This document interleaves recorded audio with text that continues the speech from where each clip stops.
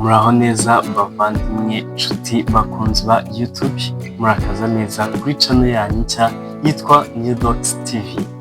Nk'uko izina ribivuga, akaba ari channel uzajya ubonaho documentary nshyashya mu bintu bigiye bitandukanye. Nishimiye cyane rero kuba turi kumwe uyu munsi, kandi banje kubashimira kuba mwafashe umwanya wo kureba iyi video. Niba uri mushya kuri iyi channel, nakwinginze ngo ukande kuri subscribe, like, share ndetse no kuri comment kugira ngo utazajya ucikanwa n'ibiganiro n'ibyegeranyo byiza tugiye kujya tubagezaho. Muri Newdox TV tugiye kujya tubagezaho ibintu byinshi bitandukanye kandi bishimishije cyane.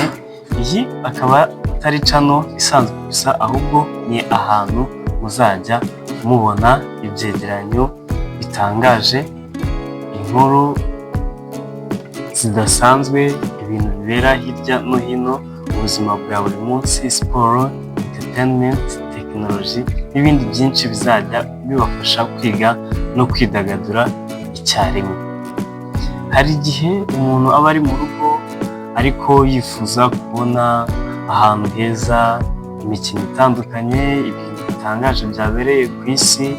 Nk'ubu inkuru igezweho ni ikimasa cyarikoroje muri Bangladesh, cyose gifite isura isa nk'iya Perezida Donald Trump, cyari kigiye kubagwa ngo bakirye ku munsi mukuru w'abayisilamu, ariko inzego z'umutekano zo muri Bangladesh ziza kwitambika icyo kimasa kibasha kurokoka. Utu ni utuntu dutangaje turi kuba hirya no hino ku isi. Inkuru nk'izo zitangaje ziri mu byo tuzajya tubagezaho, ndetse n'amakuru yihariye. Akaba ariyo mpamvu rero Newdox TV izajya ibagezaho mu buryo bworoshye kandi bushimishije. Kuri iyi channel tuzajya dukora ibyegeranyo by'amashusho meza, ibiganiro, sport highlight, nk'amakuru cyangwa se imikino yabereye hirya no hino mu bigo by'amashuri, ama interscolaire, Kagame Cup, biri mu bintu tuzajya tubakurikiranira. Ahantu nyaburanga muri iki gihugu cyacu cy'u Rwanda, ubwiza bw'u Rwanda n'ahandi, tuzajya tumenya amateka y'igihugu cyacu, kubera iki ahantu aha bahita gutya, tumenye impamvu uwo musozi bawuhaye iryo zina, ndetse n'ibindi byinshi bizatuma uhora ushaka kongera kureba cyangwa se gukurikirana ibica kuri Newdox TV. Intego yacu ntabwo ari ugushyiraho video gusa, ahubwo turashaka kubaka umuryango mwiza w'abakunzi ba Newdox TV, abantu bishimira ibintu byiza ndetse bakunda kumenya amakuru mashya. Akaba ariyo mpamvu rero ibitekerezo byanyu ari ingenzi cyane kuri twebwe. Mujye mudusangiza comment, muduhe ibitekerezo by'ibyo twazabakorera, ibyo twabashakira, tubasesengurire, tubacukumburire, turebe mu nyandiko za kera, turebe icyo amateka avuga.